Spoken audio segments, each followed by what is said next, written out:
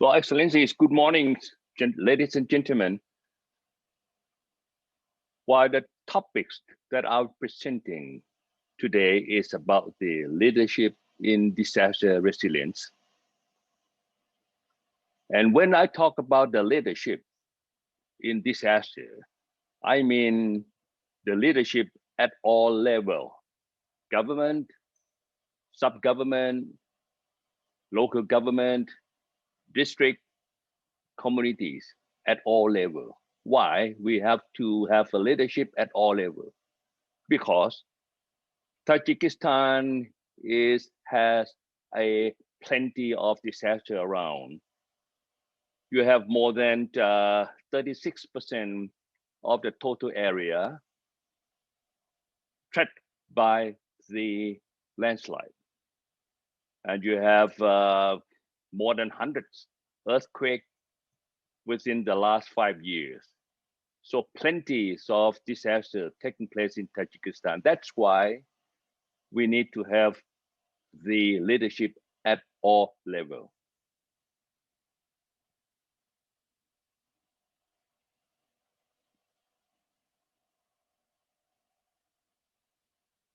Being translating, I hope.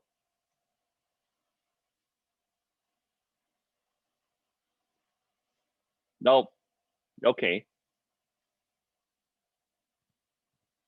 Well, the leadership in disaster resilience is quite different than the ordinary leadership that we are dealing of in the past, because leadership in disaster must need a lot of the information, capacity building, knowledge, not just only use the common sense, not use only the normal rational cost works in the field, but need a lot of the mindset of the mission for the capacity building.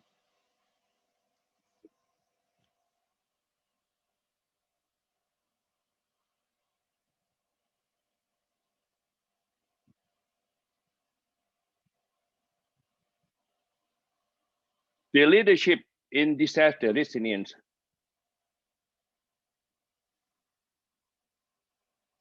Okay, so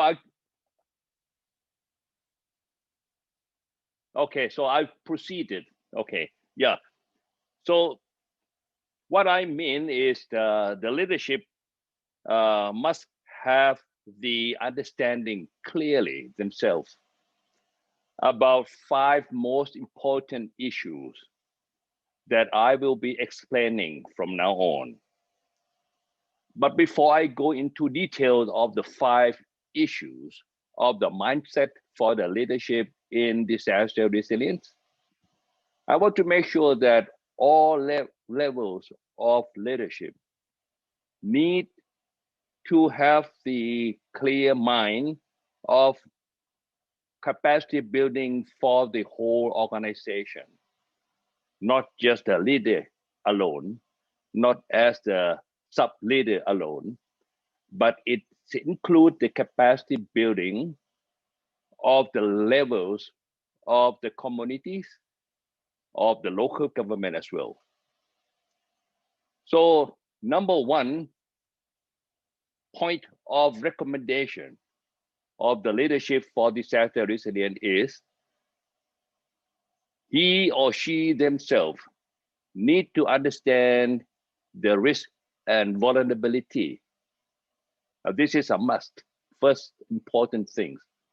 By understanding risk and vulnerability, the leadership would welcome the use of the tools, the use of the risk map, the use of the math model, forecasting, as well as learning the experience from the past.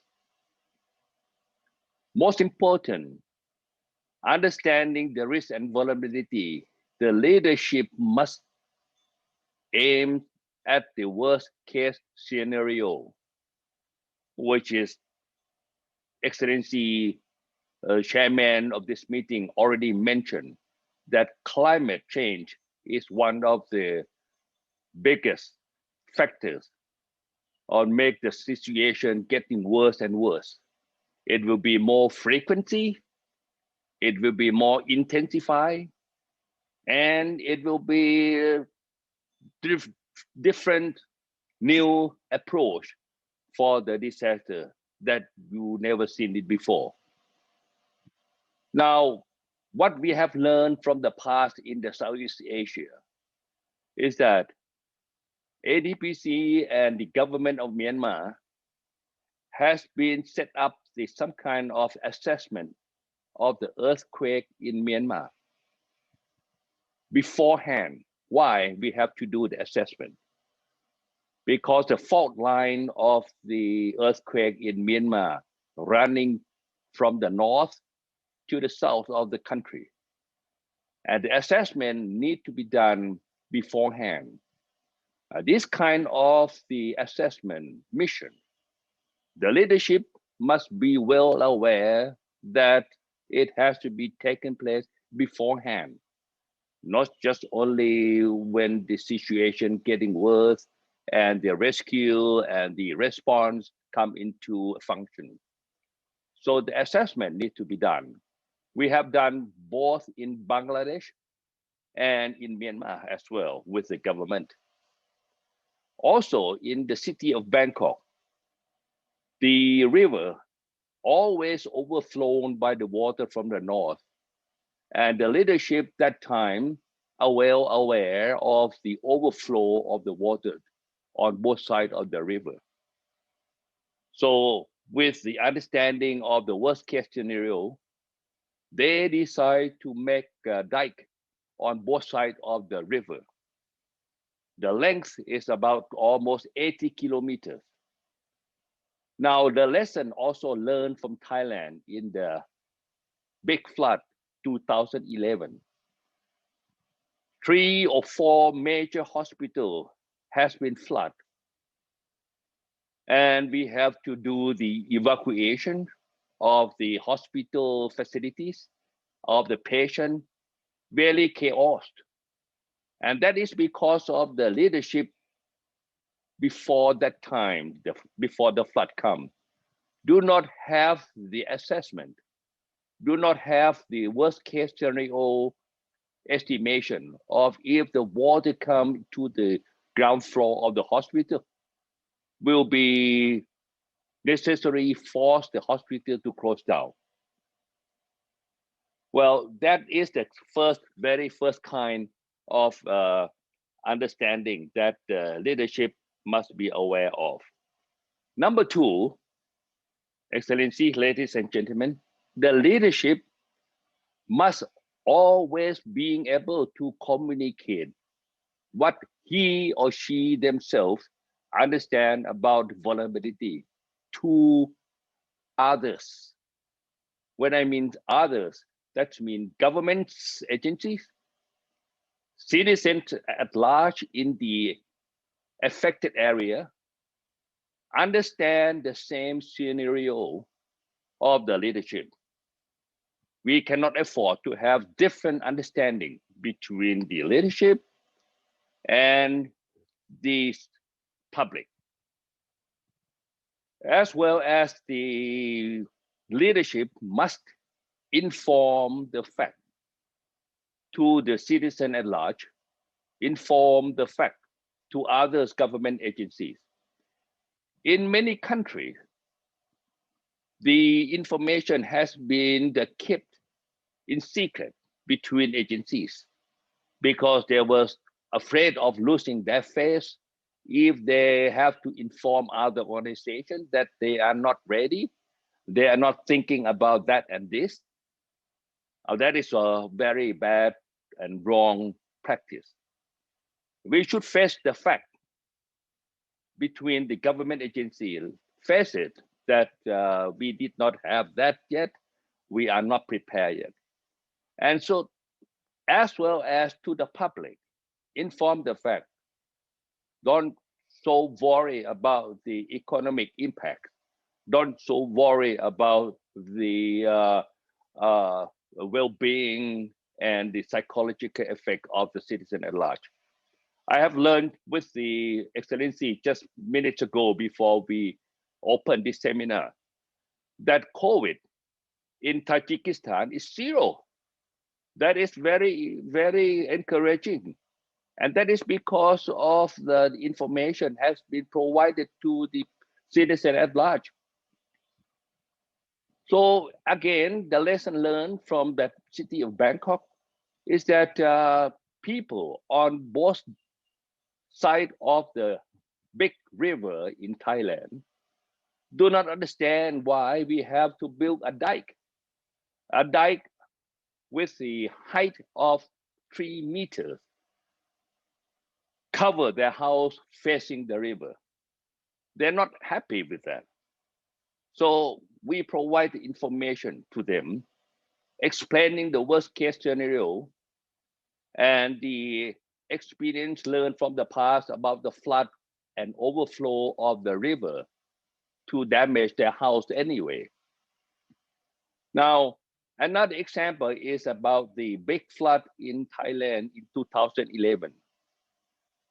We have to put up the sandbag, which the size is about 1 ton of each bag, to preventing the northern part of the city of Bangkok from flood. But what about the people behind the sandbag? They're not so happy because they will flood. Instead, for the sake of the safety of the people within the sandbox, now we have to explain to them with the communication clear that we going to do another option of drain off the water above the dike into the river as soon as the sandbag has been put up. So they will not be drowned by the flood when they were in the upper part of the dike.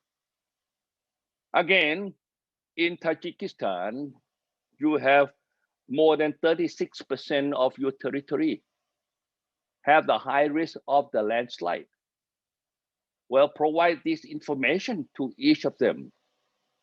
In some country of the Southeast Asia, we have learned about the risk area of landslide, and we ask the people to move themselves out of the risk area behind the slope of the mountain. The reaction of the people is they refuse to move. They just want to stay there. So the risk communication from the government, from the leadership, have to explain to them how bad it is and how bad it's going to be if they do not move away from the risk area. Or if they resist of moving away, let them learn about the alternative of the early warning system put up on top of the hill, on top of the mountain, to make sure that measuring the amount of water from the rain could be informed the public down at the foot of the hill to evacuate on time. This kind of risk communication that the leadership must aware of, that they not only alone learn about themselves. Number 3 is that the leadership at all levels must bear in mind that their duty is to facilitating the participation of the government agencies and the civic societies and the communities. Leadership must be encouraging the brainstorming, built in together to make sure that protocol of action has been developed what we have been called the standard operation procedure. Let them do the uh, disaster map.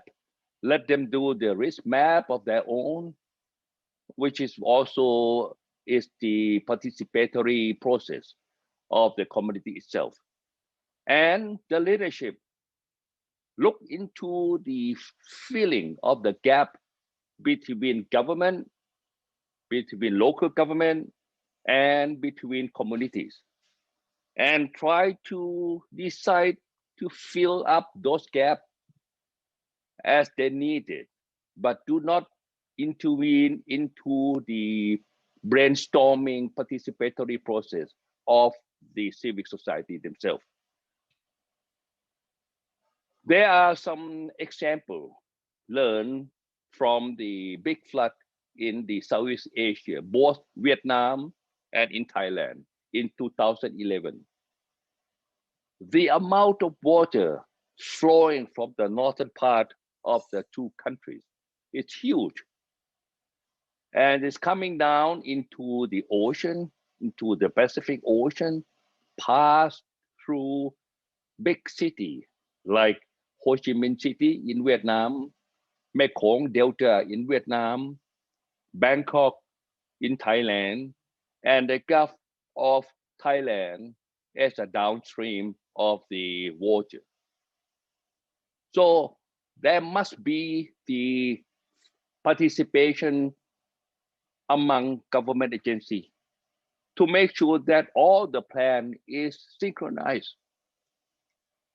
In 2011, between Vietnam and Thailand are quite different. In Vietnam, there was lots of coordination beforehand between the Department of Meteorological, between the Agricultural Ministry, Irrigation Department, and the downstream provinces. So they're getting ready, coordinating how to release the water from the north and drain it off into the ocean, pass through the big city, slowly release the water, how fast the water that the irrigation department need to pump out into the rice field. This kind of the participatory and brainstorming coordination is a need to prepare things beforehand. Also, example of ADPC was doing the Thailand and Laos border joint preparedness operation for the Mekong flood. Now, leadership must look into the international relationship as well between countries, between provinces, to make sure that there are so close cooperation among the agencies. Well, again, after 2004, the largest tsunami in Southeast Asia taking place, original from the Indonesian country, Sumatra Island. Now, from then on, there was cooperation, there were participation between the Indonesian and the Sumatra local government, as well as the government of Thailand and the 6 provinces in the Andaman Ocean, Indian Ocean, to make sure that they were sharing the future deep sea buoy situated in the northern part of Sumatra Island and close to the countries of Thailand in the southern part. Now, the information sharing of the buoy information is very necessary and hasn't been done that method before. Each country has their own buoy, and they never be able to coordinate each other. And those are the first time from 2004 that now the two and also the 2 countries, as well as the Malaysia, also share the buoy information. Now, another example is about the health rescue team from the Southeast Asian country, ASEAN, to fly in to Sri Lanka during the largest earthquake several years ago. And because there is no preparation of facilitating the partnership between the ASEAN and South Asia, which has been called SAARC beforehand, the rescue team from ASEAN flown to Sri Lanka tried to be as help as much as possible. But the outcome is that the Sri Lankan government do not learn about the protocol of such preparedness. So there is no benefit out of the huge rescue team from ASEAN country to be working in Sri Lanka smoothly.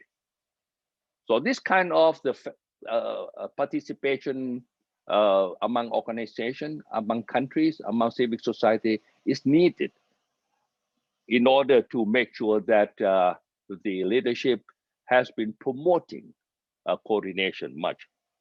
Number four is about decentralization. The leadership at all levels of disaster resilience must not keep everything from themselves.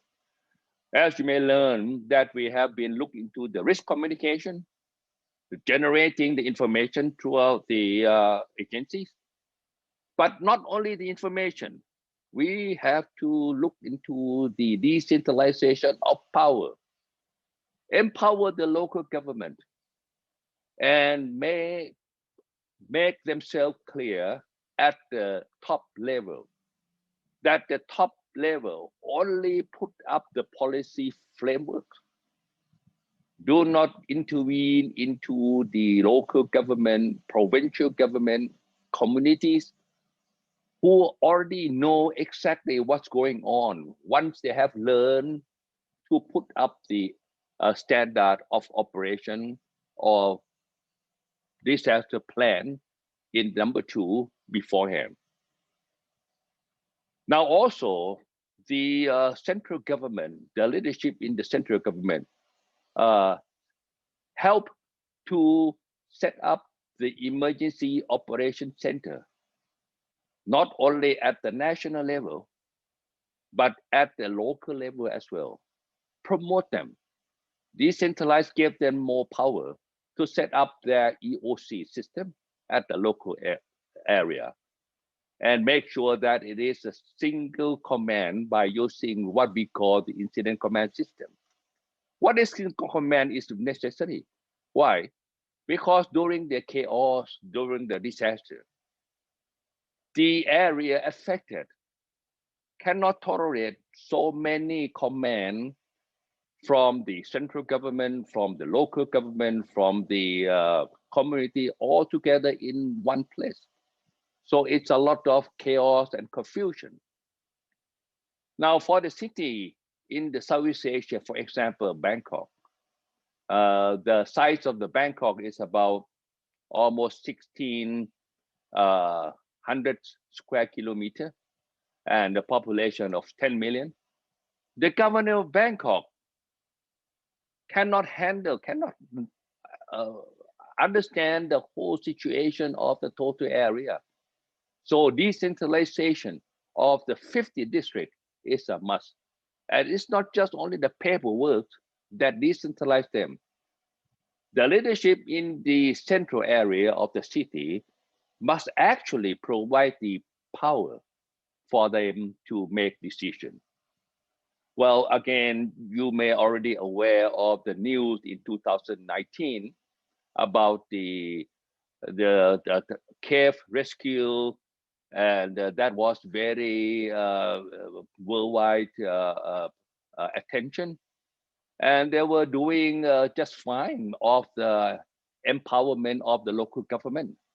Let the man with the yellow collar and blue hat, he is only the ordinary governor, one of the governor of the 76th province, but he in charge of the command and he is using what we call the emergency operation center alone by himself.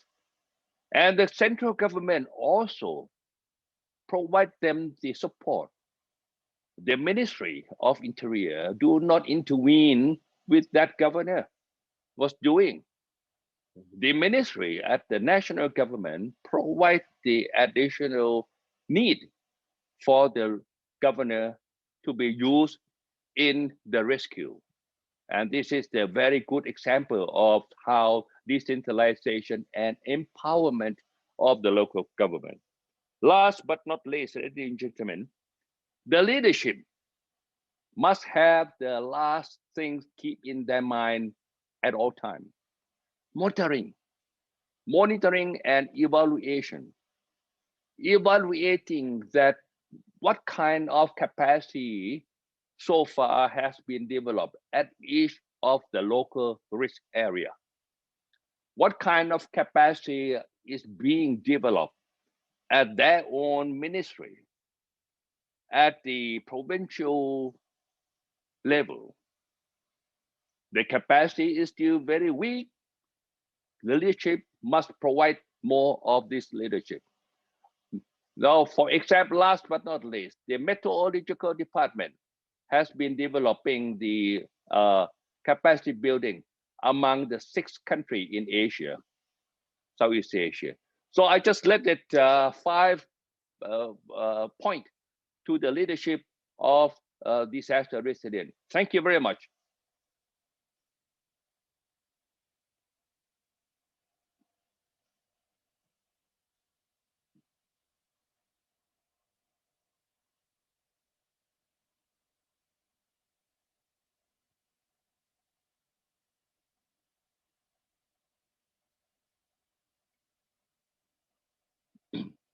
Yes.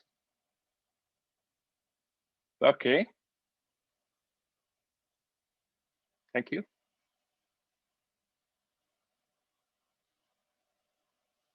Very good. I will be there. Afternoon. Thank you.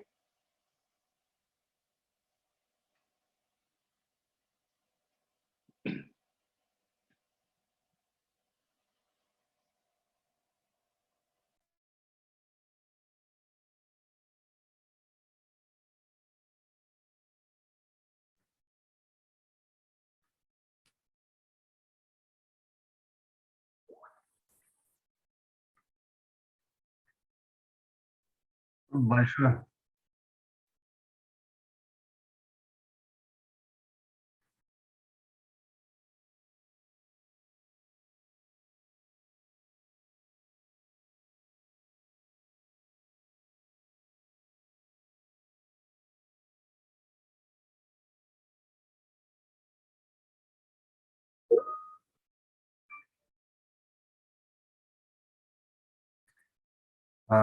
Большое спасибо, уважаемый Жургалбек Исакевич. Меня нормально слышно?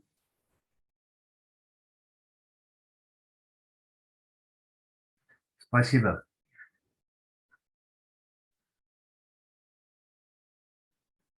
А сейчас как слышно? Нормально? А вот так как слышно? Хорошо?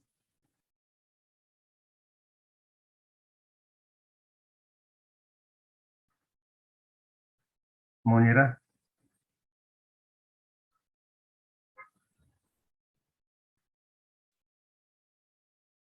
Абдрахим, мы вас слышим. Все, я перешел на русский язык. Да, сейчас нормально слышно, да? Спасибо. Уважаемый господин Ибрагимзода, уважаемые участники, уважаемый Жургалбек Исакевич, представители Азиатского центра по предотвращению бедствий, спасибо за предоставленную возможность от имени Офиса ООН по снижению риска бедствий передать нашу информацию о нашей деятельности и о нашем видении повышения устойчивости к бедствиям в регионе Центральной Азии. Все вы, как профессионалы в этой области, знаете прекрасно все угрозы и все опасности, с которыми мы сейчас сталкиваемся, и мы знаем, что некоторые из них продолжают усиливаться в своих масштабах, в своей амплитуде и становятся чаще и чаще. Для Таджикистана, как и для других стран, мы прежде всего видим все более усиливающееся влияние изменения климата. Таджикистан – это страна гор, рек, много воды, много влияния на реки. И так как население республики в основном живет там, где есть вода, где можно выращивать, где можно самим жить комфортно, то от воды население и экономика страны страдают все чаще и чаще. Ну, традиционные опасности и угрозы – это сейсмическая опасность, это технологические угрозы с развитием экономики и промышленности и с ростом городов усиливается загрязнение окружающей среды, которое отражается опять же на населении, вниз по рекам и вдоль ирригационных и дренажных систем в атмосфере, и повышается риск транспортных техногенных катастроф. И, к сожалению, в последнее время мы испытали еще одну беду. Это биологическая опасность, которая поразила весь мир, и нет гарантии, что не будет повторения в каком-то другом виде или в каком-то другом проявлении. Управление ООН по снижению риска бедствий уполномочено и обязано оказывать помощь странам в выполнении Сендайской программы по снижению риска бедствий. Представительная делегация Республики Таджикистан была на Сендайской конференции в 2015 году и поддержала Сендайскую программу, которая была разработана также с участием Таджикистана. И сейчас мы видим, что Таджикистан очень серьезно воспринимает снижение риска бедствий и принимает меры по выполнению Сендайской программы. Страна приняла национальную стратегию снижения риска бедствий, создана национальная платформа, которая работает под руководством вице-премьера правительства республики. В эту работу вовлечены и включены многие министерства, территориальные органы управления.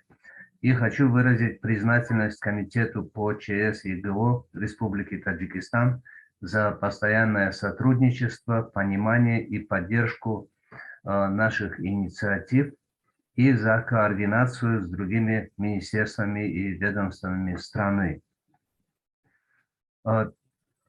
Программа, которую мы выполняем в регионе, выполняется на нескольких уровнях.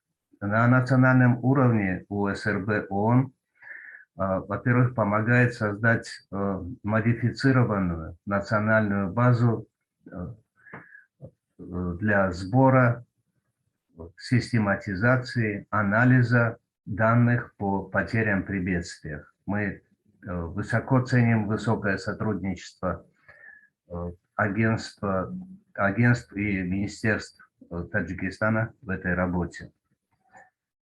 Мы также работаем по составлению стратегического плана выполнения национальной стратегии. Ведется оценка всех документов с участием наших экспертов и с участием многих специалистов Республики Таджикистан и со стороны агентств ООН.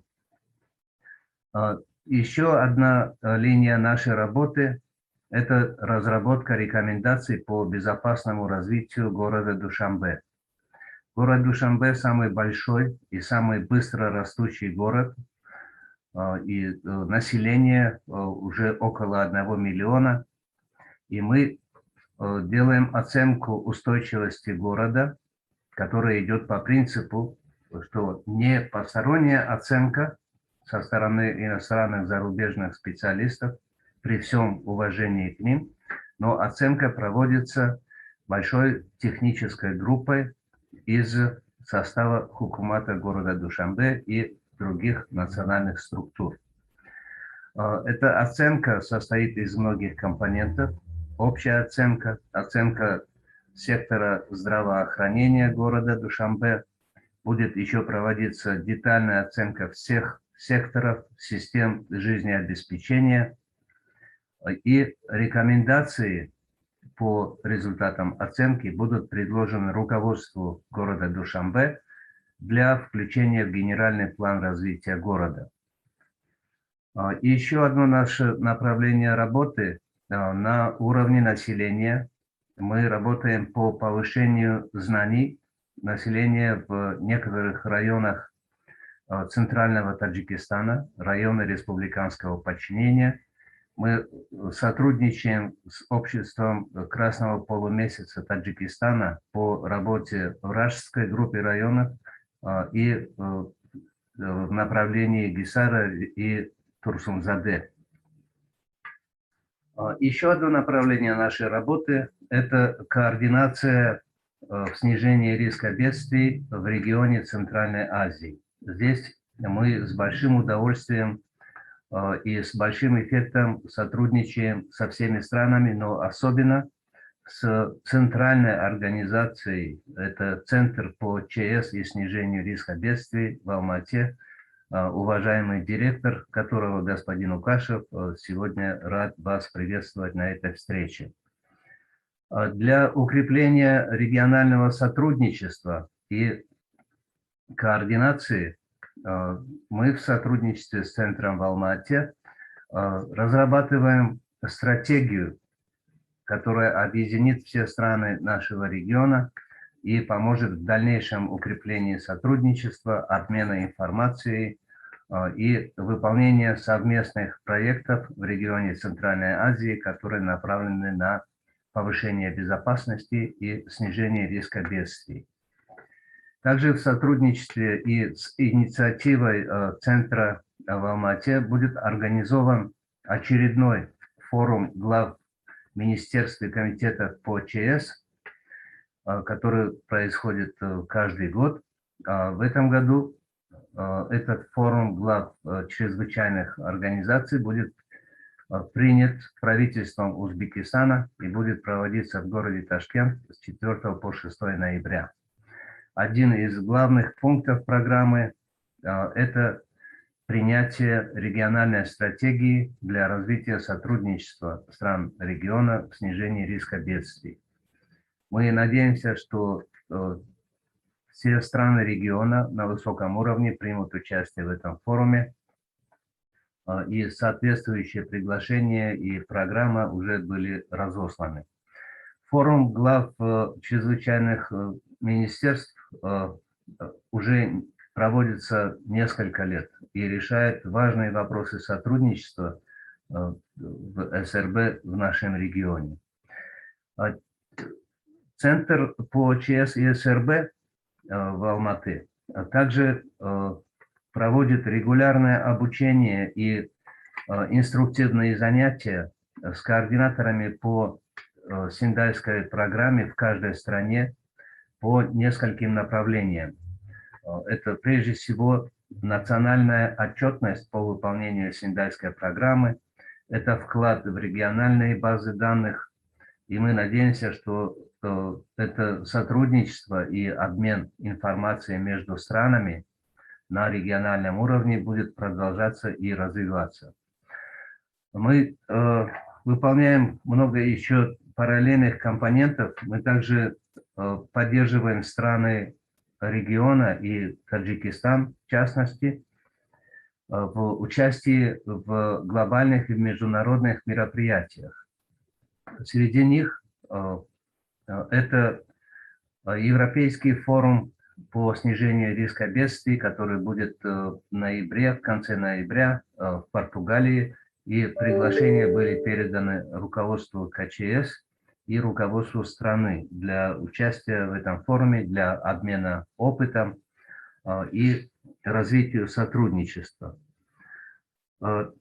Если вернуться к работе с населением в районах Таджикистана, там работа идет по укреплению местных комитетов по ЧС, поддержка волонтерских групп, и небольшие проекты выполняются по улучшению или по ремонту и восстановлению мелкой инфраструктуры, которая может представлять опасность для населения на уровне джамуата, на уровне кишлака, на уровне одной улицы. Эти проекты выбираются самим населением и выполняются с помощью Красного полумесяца, который работает в сотрудничестве с нами. Все бедствия, они случаются на уровне населения.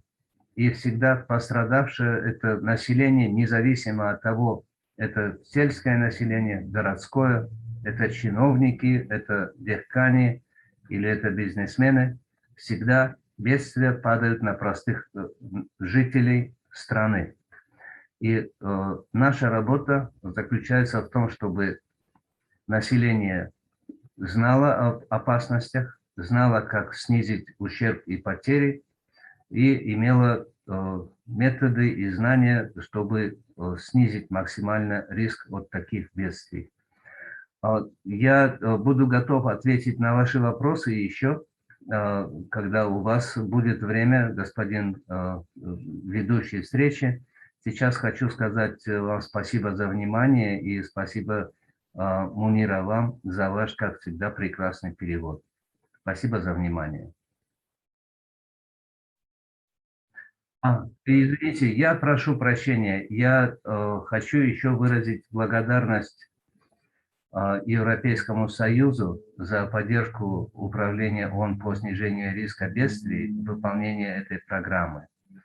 Это идет и на региональном уровне, и мы признательны представителям Европейского Союза за поддержку на всех мероприятиях, которые мы проводим в странах нашего региона. Спасибо.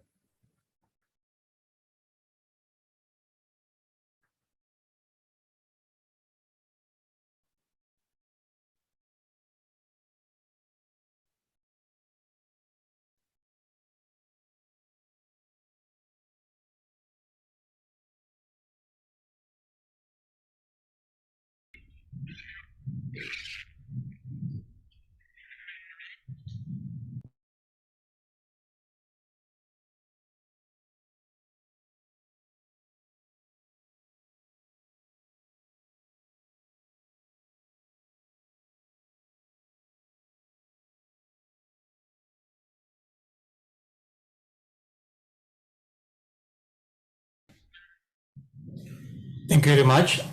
Thank you very much again. Good morning. With your permission, I would like to use a few slides to make my presentation. Let me quickly do it.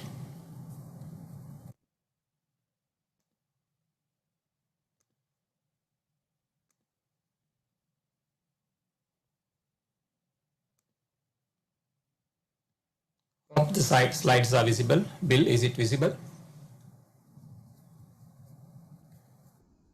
Yes. Yeah, Okay, thank you so much. This is Senaga Basnaik again. So I'll be speaking about climate and disaster resilience in Asia. But more importantly, I'm trying to highlight what ADPC has been doing in the region last few decades. Dr. Bijit already explained or presented what we have been doing, so I'll not give any introduction to ADPC now. So the first slide, I put it here so to understand the global perspective. As you all know that, this is actually as of last year. So this is the 10 hottest global years on record as of last year. So it was the highest, followed by like 2020, 2019, 2017. You can see the all over the years, the trend is increasing, which is very well known to us now through different reports, especially from IPCC. This is the global context again, global disaster statistics, IMO report 2020. The first set of this see that, the total disasters, it has been increasing over the years, last 50 years. Recent decade slightly decreased, of course, but majority disasters are from flood. The second set of of it's more than 2 million deaths are reported years. It's one good thing here. We can see that death has been decreasing. So with our probably interventions or DRR or even CCA measures and setting up early warning systems and so forth. The last is of course, the economic loss. You can see that it has been increasing despite of our interventions with regard to this type of discussions, of frameworks, policies and actions in the countries. So this is the situation, the global situation. So we thought of presenting this one. So you are very well aware of this.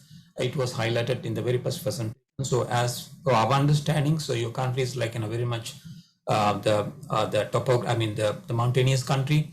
So according to the hazard and maps here, so we can see that everywhere, all throughout the country, you have the earthquakes problems. Of course, in addition to that, because of the hilly area, you have, of course, landslides or even sort of like an urban flood, some part of the country as well as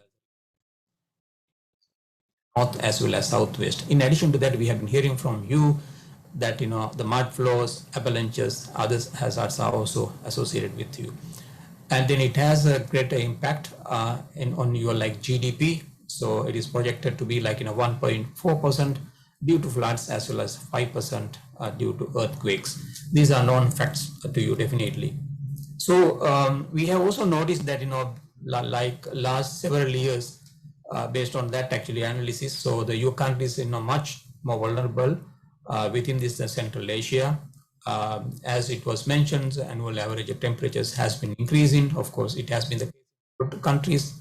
Precipitation has also increased percentage-wise, as mentioned. So flood, droughts, landslide, in particular avalanches, mud flows has also increased, and there might be some impact of because of the snow melting and glacier melting, so and so forth.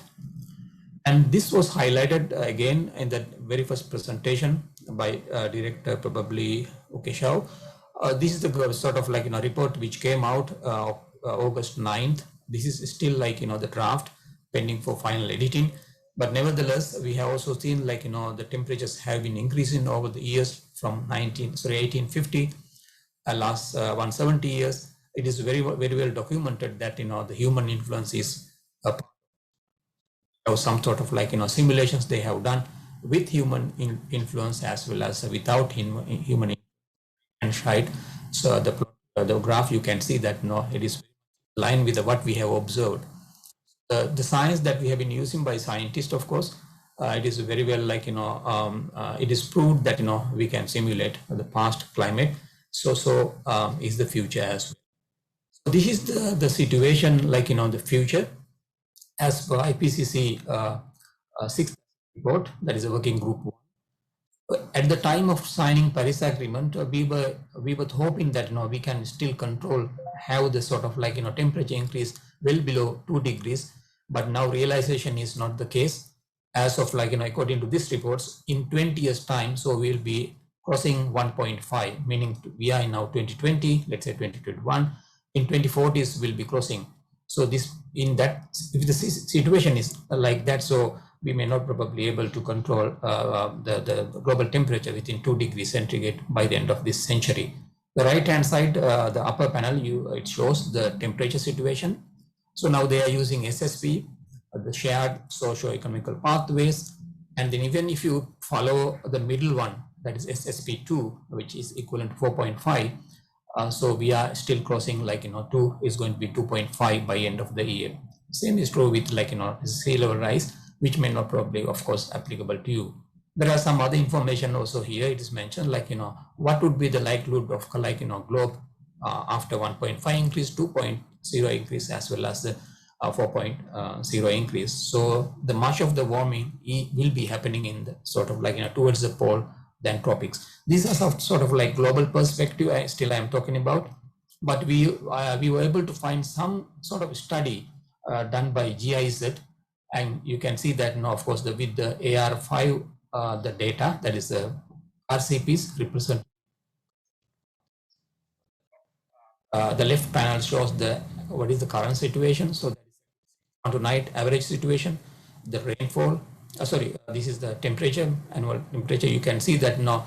So the real situation, you can see much warming towards southwest and north. And the lower panels are like, future scenarios. The left one again 4.5. That is somewhat middle. And the right panel, two sets. It's a change of like, temperature under 8.5, which is the highest emission scenario. Again, they have taken like, percentile 4.5. They have taken 25th, the lowest one, and then 8.5. They have taken the 75th. So, but looking at this one, the change is positive. It is increasing, of course, temperature, but 8.5, it is obvious that is the highest emission scenario. It will be increasing much higher than like, what we have been thinking.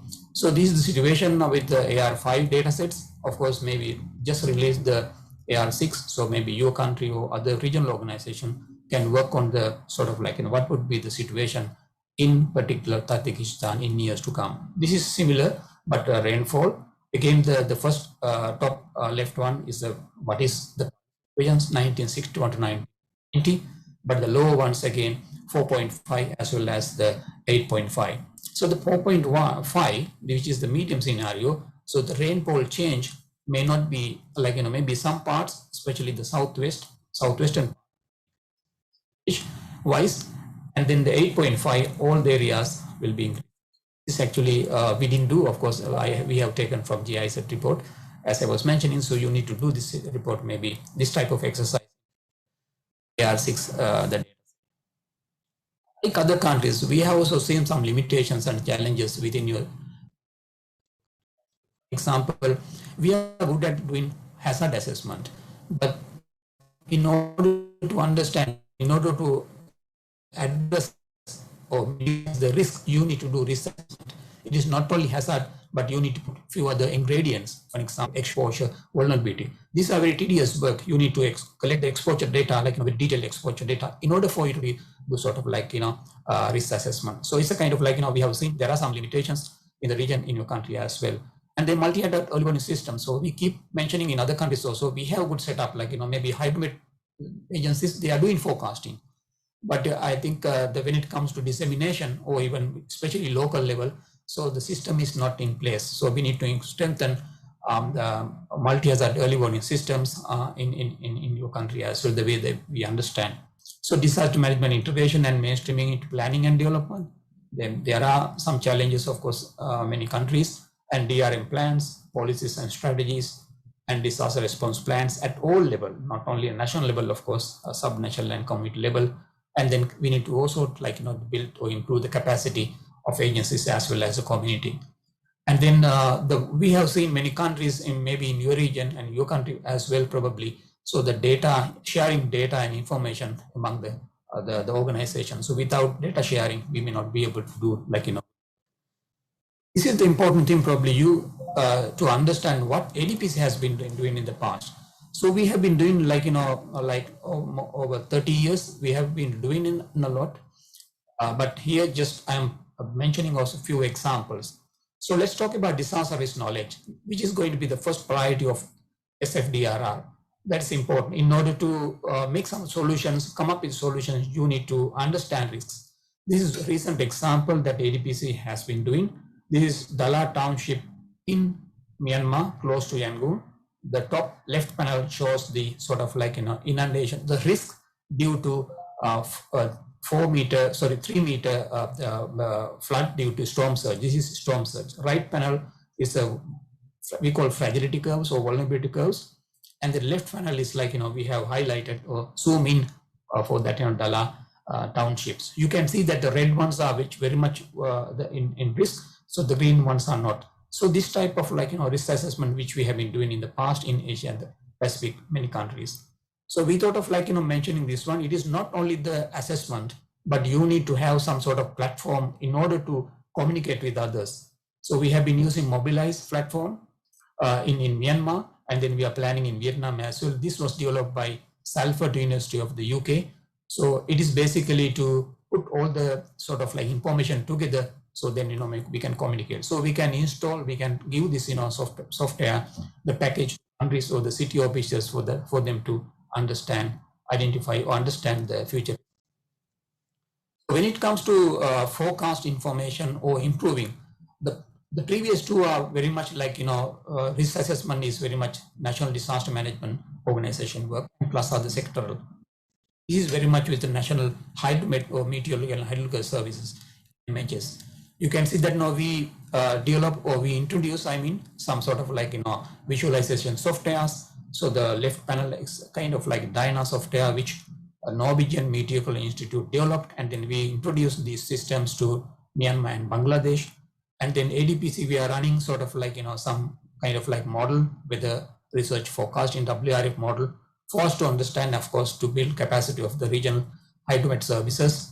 And then, of course, storm surge as well. And then we have been conducting multi-hazard early warning system assessment in the region. Very recently, we conducted 7 countries in the Pacific as well. I'm just mentioning some examples.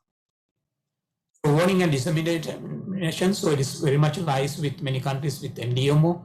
So we have developed some tools. These are web tools. Of course, we have also developed some tools for the subnational agencies or the local governments to communicate that information to grassroots level, maybe mobile applications. These are some of the sort of applications that we develop, especially the right-hand side, the top one, is the storm surge tracking. So we provide this type of like maps for people to understand, and with the bulletins as well. Very much at local level, that is also important in order to strengthen the systems. So we are like, working on preparedness and response, work with the communities, and then for them to understand what is hazard, what is risk, how they evacuate when a situation arises. So we have been doing, this is one example from Myanmar again.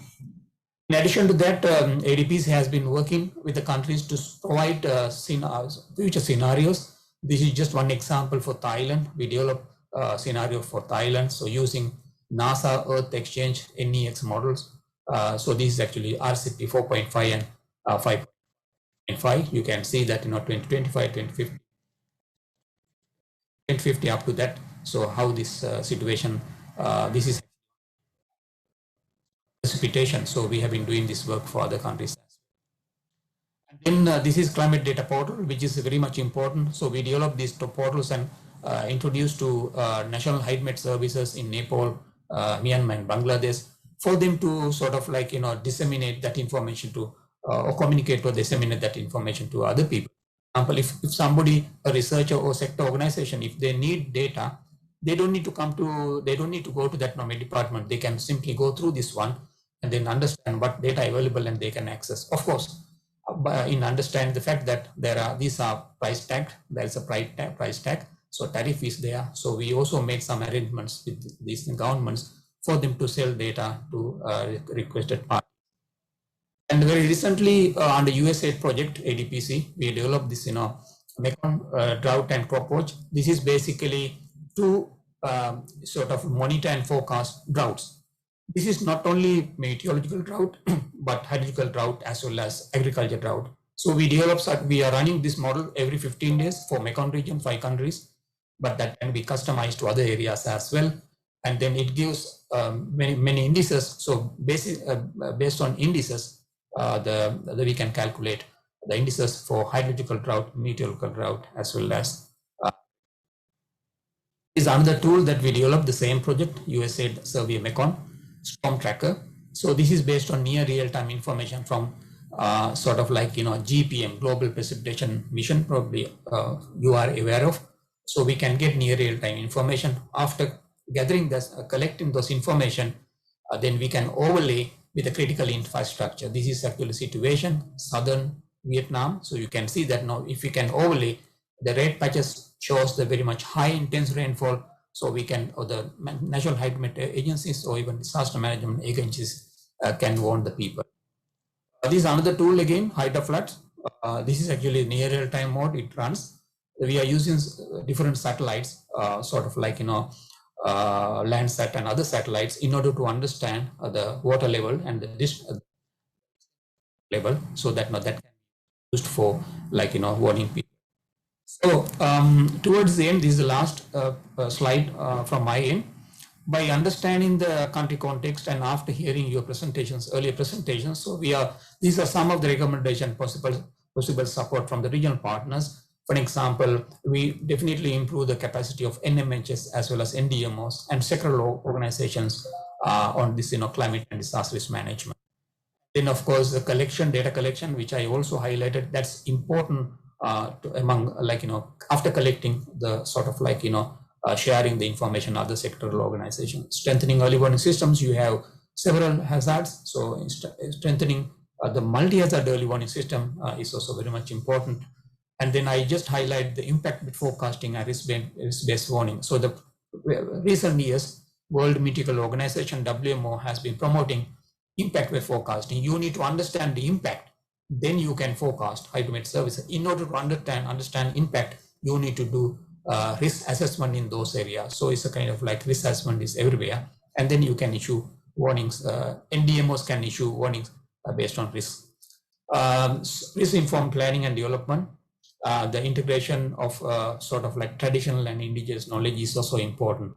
Many countries, I think we highlight the fact that importance of this type of activity.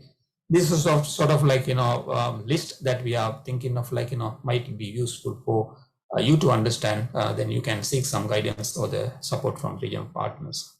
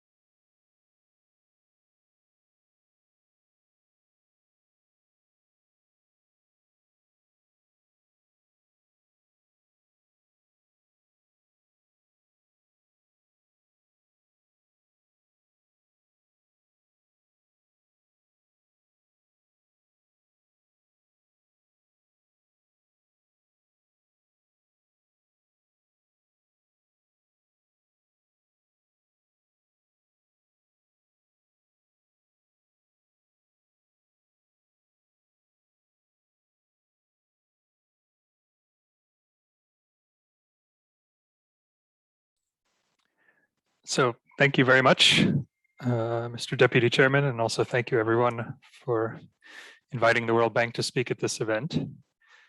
Let me just share my screen. So can someone confirm that the slide is up? Yes. Thank you. So following all of this context and policy explanations and climate change explanations from the other speakers, I'd like to go into a bit more detail into what the World Bank has been doing in Tajikistan and what we're planning to do in the future. I won't, of course, go into every detail, but really try to highlight some of the key issues. So, sorry, my screen has frozen. Just a second.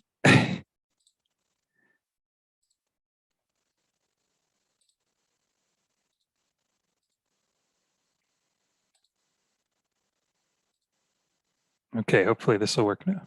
Good.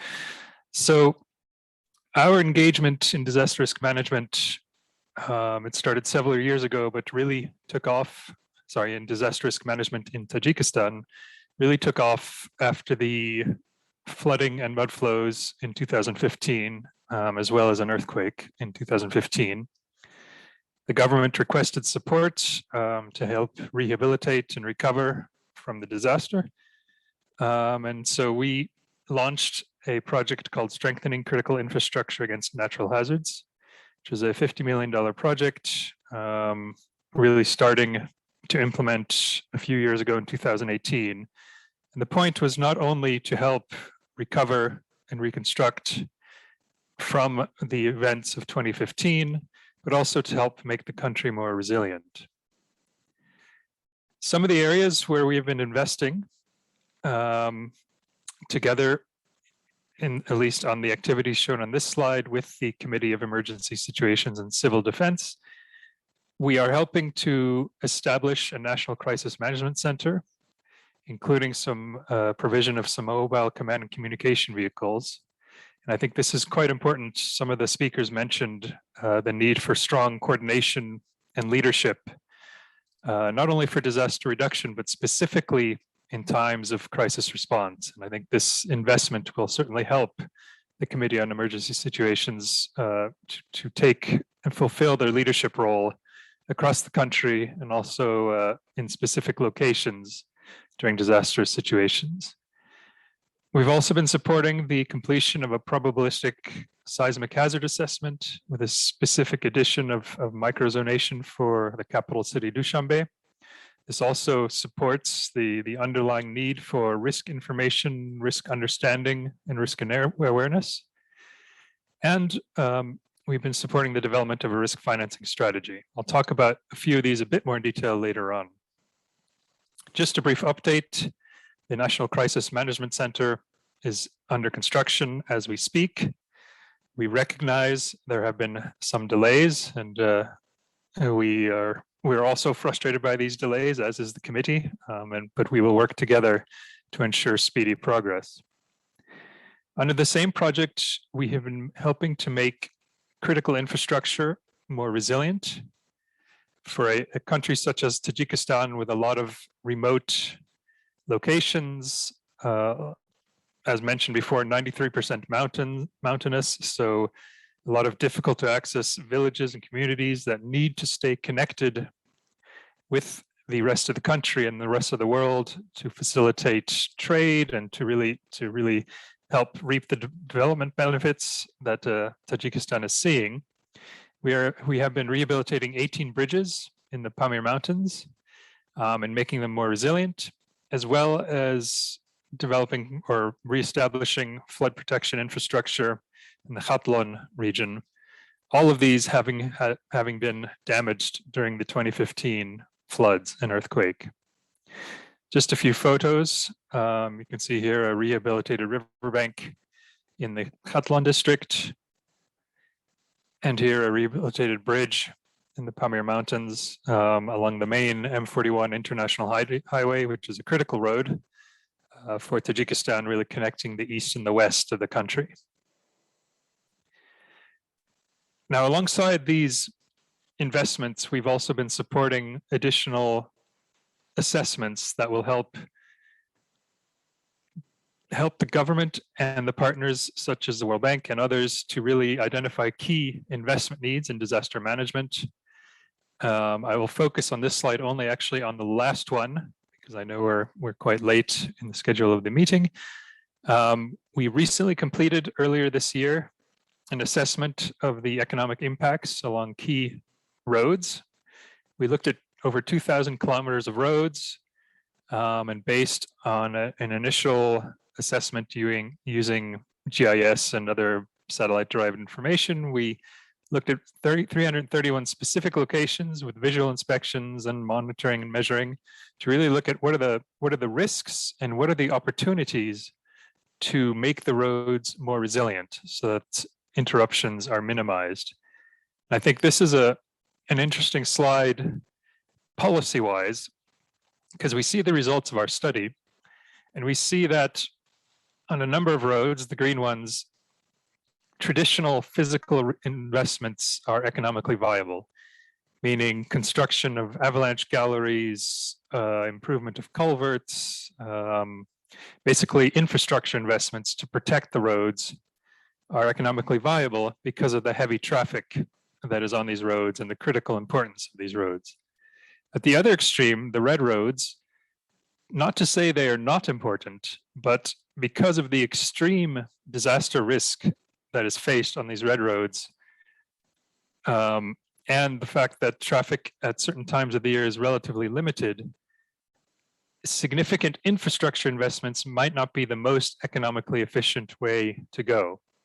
We see particularly in the east of the country, in the Pamirs, as you know, a very high risk region in the high mountains, that perhaps a combination of physical resilience investments, but also softer approaches, non-structural approaches such as early warning systems, particularly for avalanches, might be the most relevant and economically efficient investment to pursue. And I would, being based here in Switzerland, I think this is something we see even here in Switzerland, as you know, a very rich country. There are some road segments which are at high risk of avalanches, where it just doesn't make sense economically to build large protective infrastructure such as galleries. Rather, there's a combination of avalanche netting high up in the mountains, above the roads, and then early warning systems where at times certain roads in Switzerland are shut down for a few days when the avalanche risk is too high. Now, the challenge we have in Tajikistan is that because of the structure, the geomorphology of the country, there are often not redundant roads. So if a road is closed for a few days, there's no other way to get from point A to point B. And these are also issues we need to consider when planning future investments, for example, in road resilience. Another topic that has come out as being a real priority and is very much linked to policy issues is the fiscal or financial preparedness of not only the government for disasters, but also of the people. Under our project, we have helped the government to develop a disaster risk financing strategy, which is currently going through the process of approval.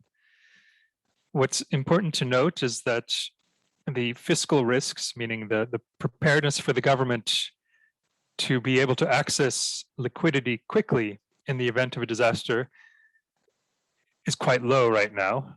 So we are going to continue to work together with Tajikistan to improve the access to financing, looking at different layers of risk financing, such as, of course, a very basic and often pursued approach of an internal risk fund, but also that can be insured through the international markets, and maybe even starting to look at some of the more advanced approaches, such as contingent credit arrangements and even catastrophe bonds or other kind of financial mechanisms. It all depends on the level of risk one is trying to prepare for, how often such events could occur, and also, of course, the costs of the financing, because financing always comes with a cost. This is also highly relevant, of course, for the COVID situation, where a lot of countries have been really suffering economic shocks due to COVID. And just to note, we are soon going to publish an interesting assessment in Albania, looking at the real impacts of COVID on the economy of the country, the lost development opportunities. And I think this is something that will be relevant for all countries to consider in the future.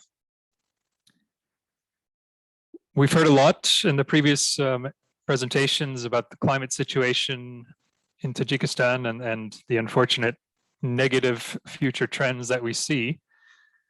I wanted to highlight that earlier this year, there was a series of floods and mud flows, primarily in the Khatlon region, but also in other parts of the country. We did a rapid post-assessment of the triggering mechanisms. What were the hazards, or what were the factors that contributed to these events, and where does this fit in the broader understanding of possible climate change? We're actually currently translating this report into Russian, and we should make it publicly available in early October. I think there's a few important conclusions that have come out of this rapid assessment. First of all, the floods and the mud flows, they originated in locations and in river channels that are known to be of high risk, that there's also evidence from past events, from satellite information, that these locations often experience these kind of events. So that should be a first indication that we know where the risk is, and yet somehow we aren't doing much about it yet. Combine that with the fact that there's been a lot of increases in human exposure over the past, say, 3 decades, and you see this image, you see the city of Kuldab, where there has been rapid urbanization over the past few decades. A lot of the disaster impacts earlier this year were in these newer areas of urbanization. So clearly there's a need to improve how we manage urbanization, how we plan it, and how we implement it. Linked to this, we have also monitored and seen a significant increase in what we're calling bare ground. So ground that has been deforested or is overgrazed. And this, of course, contributed to increased runoff, so more river flows and erosion. And as you know, in a very mountainous country like Tajikistan, the river power based on not only the river flows in terms of water, but also the sediment that comes in the rivers is very high. Thinking in the climate context, the rainfall events that occurred, they were extreme. I think they were over the 95% probability, but are expected based on the models, and we heard more about this from our colleagues at ADPC, to become more frequent. So the country really needs to prepare more for these kind of events. At the same time, for these events that occurred this year, while the snowmelt was not extreme, we do see that with the climate models, the snowmelt will likely shift up to 1 month earlier in the year, which could increase the likelihood that the highest snowmelt is occurring at the same time as the most extreme rainfall events, which of course would lead to even more disasters such as this, not only in terms of frequency, but also in terms of their magnitude. So going forward, we have a number of new project opportunities. The first one, the Tajikistan Resilient Landscape Restoration Project, is under preparation. There is an intention under it to pursue more nature-based solutions for flood risk management, building and operationalizing the 2015 National Water Sector Reform, which has shifted to a more basin level approach rather than an administrative level approach. We'd like to support an approach to flood risk management that looks at systematic basin management from upstream reforestation and degraded land management to downstream management of floodplains and embankments.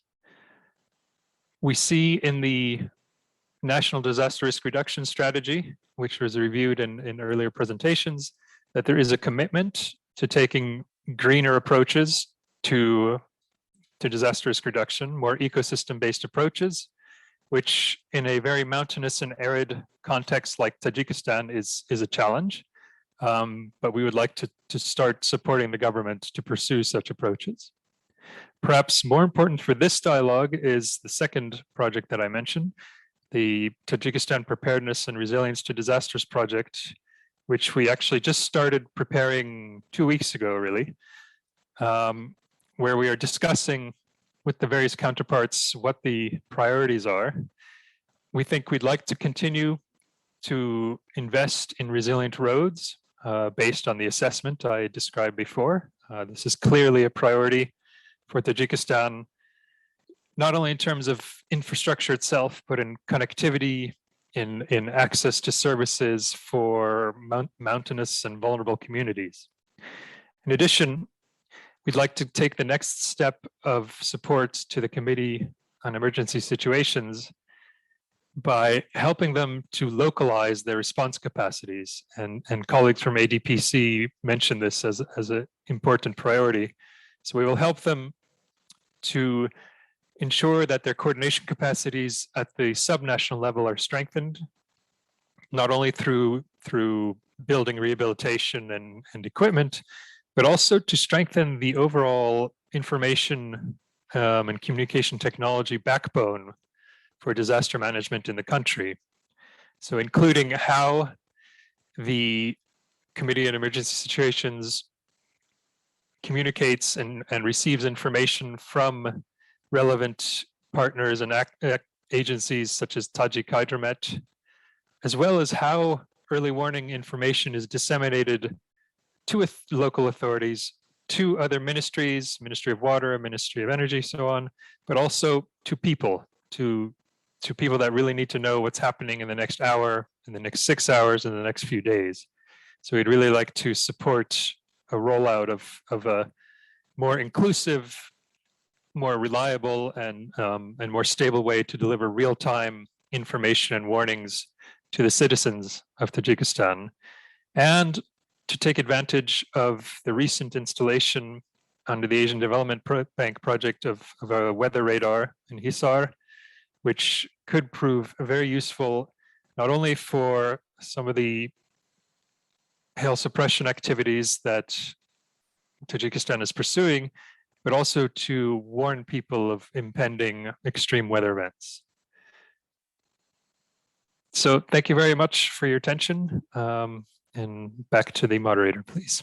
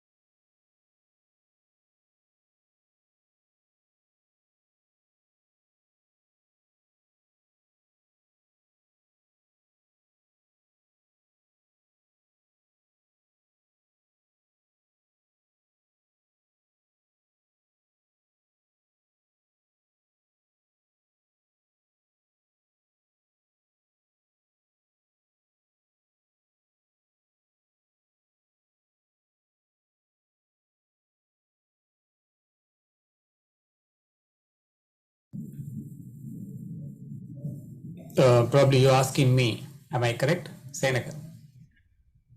Okay, so thank you very much. After seeing all presentation and hearing all the speakers, so we have a much better understanding about the country context, and then what are the challenges that we have been facing here.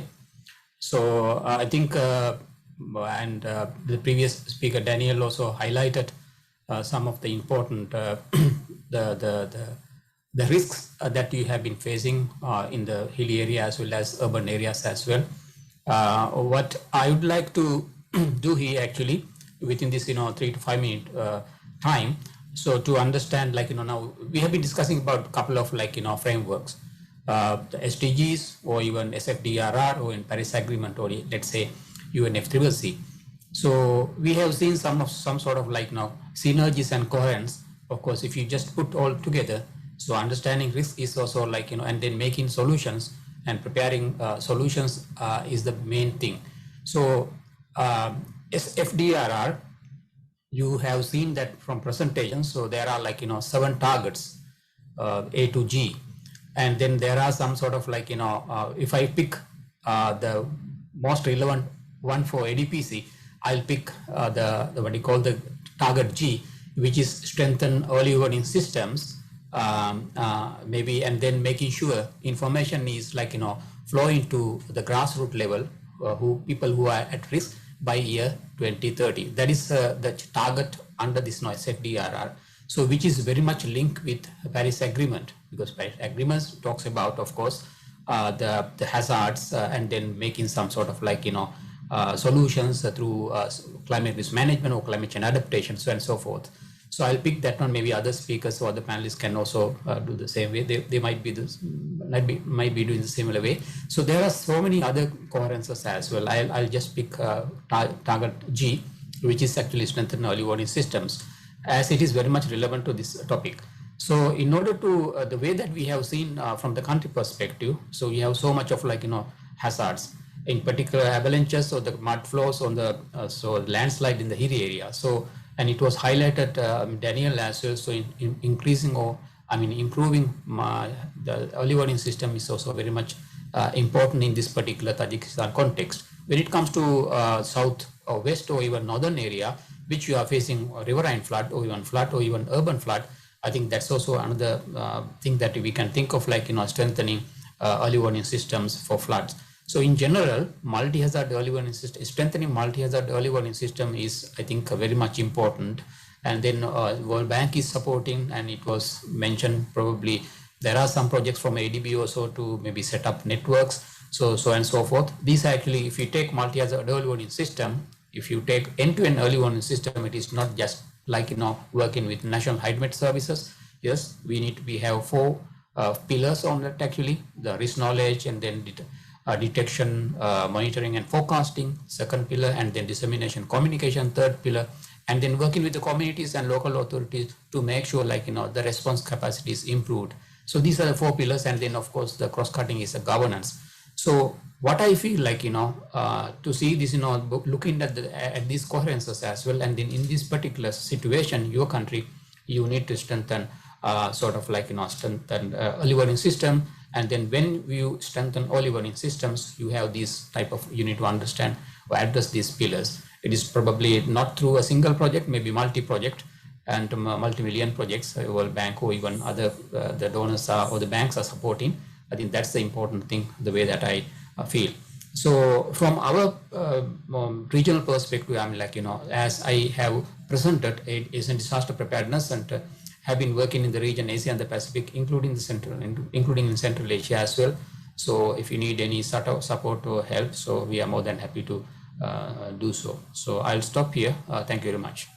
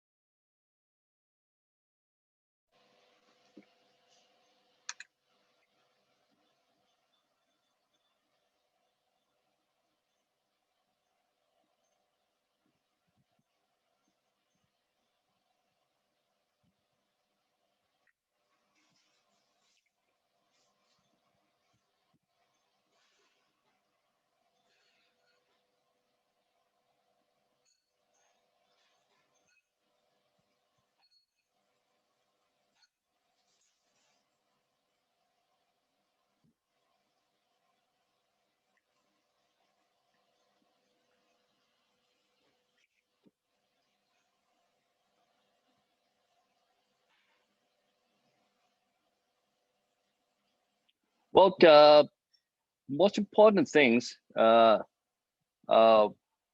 think that the World Bank, Dr. Seneca was mentioning about the try to set up the pilot of the green infrastructure. And I think that is a very good example of the climate change adaptation. It's similar to what I was mentioning about the dike on the river. No one understands why we have to build a dike.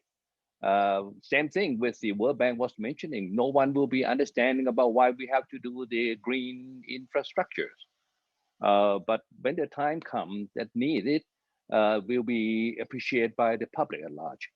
I think that the climate change adaptation is the thing that we have to make understanding to the other government agency, especially the Budget Bureau, about to understanding that this is not the investment of the return on investment, immediately ROI, so forth and so on. It's the investment for the future, which is today, we don't see any impact of that kind of investment. So I think it will be very much appreciated to promoting the climate change adaptation proposal from the local as well, from the local government as well, because they are the one who facing all the situation in that particular area of risk. So they know that how to make sure that they have a sustainable prepare themselves into it. Well, I also would like to recommend a few things about the first of all, I think the leadership and the local need to understand that disaster is not accident. It's not just happen once in a while, but we have to live with them. Let the public aware of that we have to live with them at all time. And mitigation, preparedness, town relocation. I was mentioning about Vietnam Mekong Delta project about the climate change adaptation. They were doing the small water channel, large size, medium size water channel throughout the Mekong Delta. And even relocating the people who are already in the risk zone. And they put up the very natural dike. They put up the largest mangrove plantation along the coast of the Mekong Delta. And that was the result is that they only lost about 80 life during the 2011. While in Thailand, we lost about 800 people because of the big flood there. And they even improving the infrastructure, not for the water, but for the road and as well as for the agriculture. They develop a different strain of rice that can float in the water. And there is no damage taking place. Second recommendation is that we have to look into there will be no disruption taking place at all time into the future.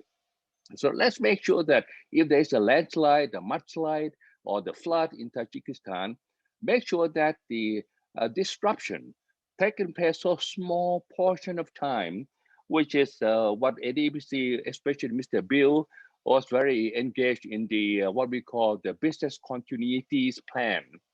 They have to make sure that business as usual has to proceed as usual. And that is related very much with the WMO approach into this area as well. Thirdly, about monitoring the climate change impact. I think that as mentioned earlier, Dr. Senega, about the future of IPCC forecasting that the climate change will be severe even earlier than forecasted before. And 1.5 from the Paris COP21 agree upon will be reached even earlier. So I think that the modeling of the climate change impact and the future trend is a must for the leadership at the national government and the local government to be monitored at all time. Last but not least is about the mainstream disaster risk reduction, as the World Bank was mentioning. Whatever the project they're going to develop into the infrastructure, make sure that the impact of the disaster has to be included for consideration at all times. you may have to add up extra budget to make sure that it's resistant to disaster, or maybe mitigating the effects of the impact for the disaster. Let's do that. Revisit the balance sheet again. Do not think that the investment is the return has to be done. Revisit that balance sheet, the budgeting. So I think that this is the 4 or 5 recommendation I would like to put up at this moment. Thank you very much, sir.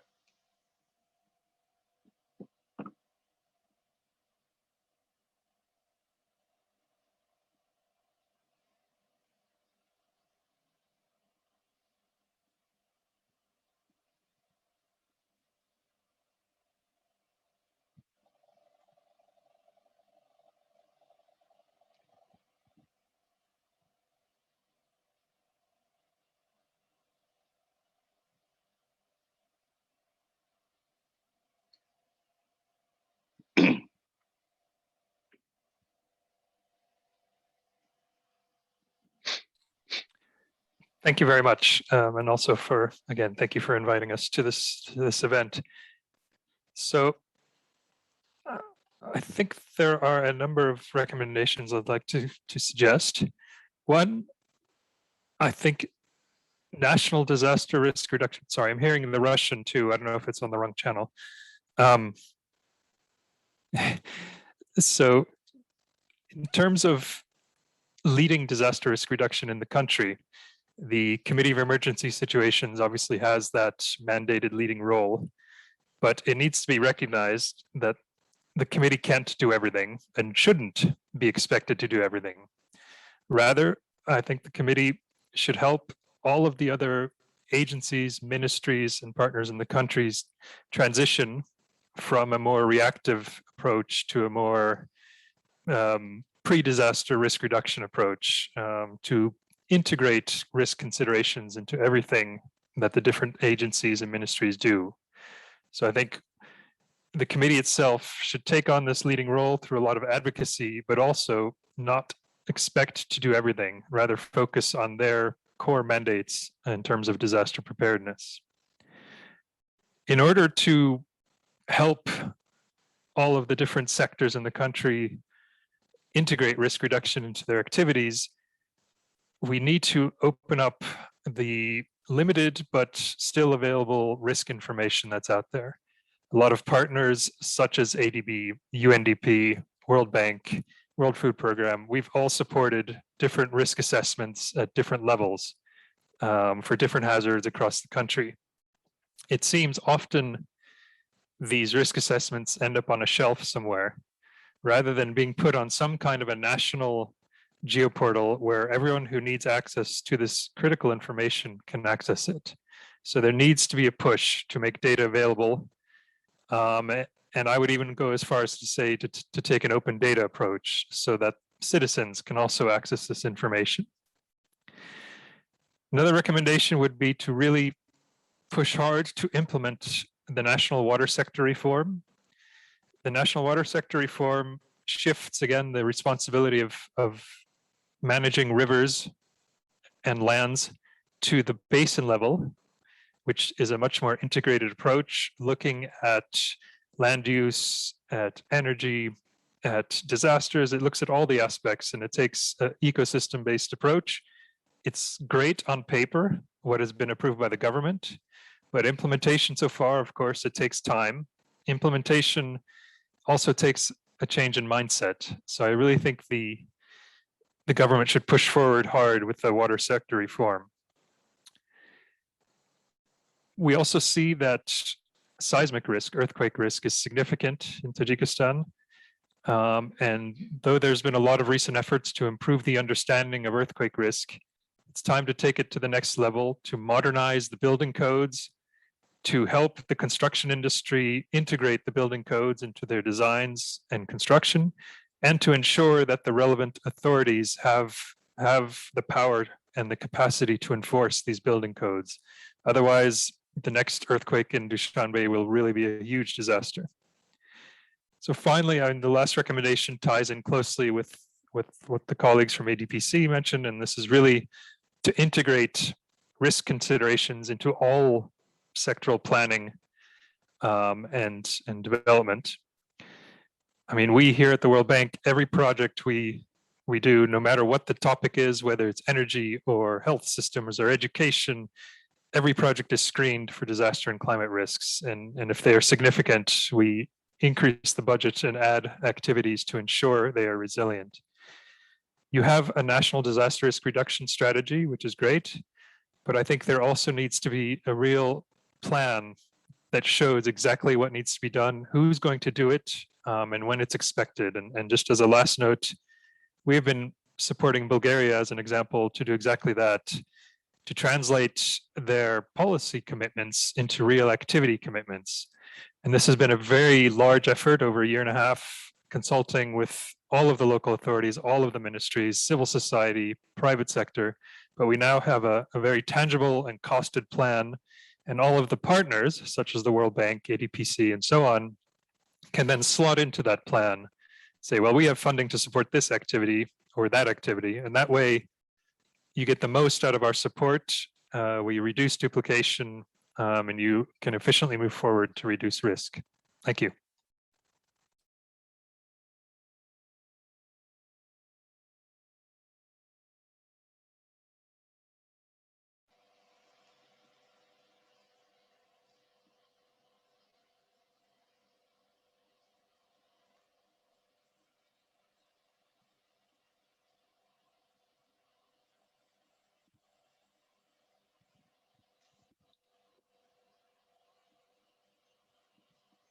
Well, I would like to add Dr. Seneca.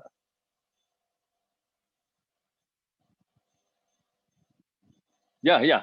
I would like to add up Dr. Seneca about the meteorological information. Make sure that the profile of those information will be simplified and simplified enough to let the people at the local understand what is the Met information is about.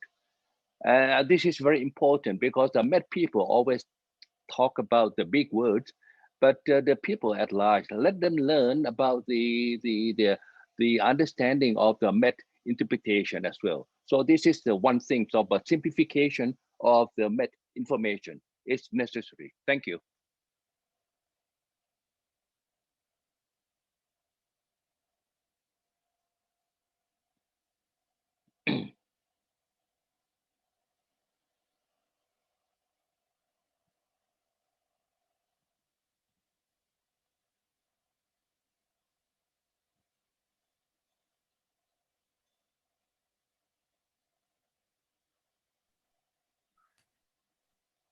Спасибо. У меня нет комментариев. Мы обсуждаем дальнейшее выполнение нашей программы с партнерами, и текущие договоренности и направления, которые мы определили в этом диалоге, мы хотели бы, чтобы они были оформлены и приняты всеми сторонами, и потом с согласия всех партнеров будем их предлагать вниманию других. Но я полностью поддерживаю приоритетные области и те направления и приоритеты, которые были определены коллегами из ADPC и уважаемым Дэниелом Кулом. Все это является приоритетом для повышения уровня устойчивости, для снижения риска бедствий. К сожалению, управление ООН по снижению риска бедствий по своему мандату не имеет возможности выполнять технические и инфраструктурные проекты. Это привилегия наших коллег в других структурах, которые имеют такие ресурсы, имеют такую техническую экспертизу. Вот все направления, все области, все приоритеты мы полностью поддерживаем их важность и благодарны коллегам за то, что определили. Спасибо.